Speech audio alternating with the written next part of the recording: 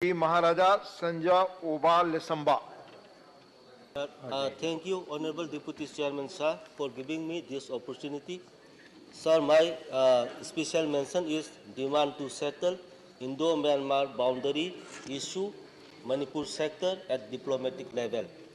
Sir, a few months back, officials from Ministry of Home Affairs came to Manipur to look into the matter pertaining to reported irregularities about border pillars along Indo-Myanmar boundary, Manipur sector, sir.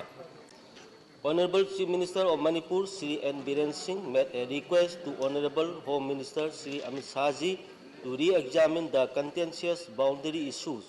Meanwhile, boundary fencing works along Indo-Myanmar border, Manipur sector, has been stopped by local people because the border pillars are shifting and fixing towards Manipur, India, leading to India's territorial laws. All these discrepancies are along the new border pillars number 64 to 68, 75 to 79, ITI to 95 and all border pillars number IT to IT2. Sir, there had been border disputes between Manipur and Myanmar even during the British Raj. After independence, boundary agreement of Rangoon 1967 was signed between India and Myanmar to settle the issues.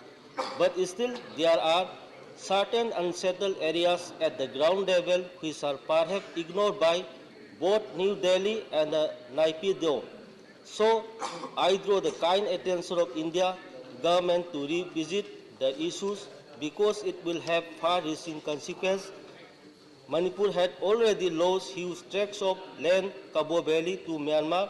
So, sir, I therefore urge the government of India through this house to kindly take up the matter at diplomatic level with Myanmar for settling the border pillars issue once and for all at the earliest. Thank you, sir.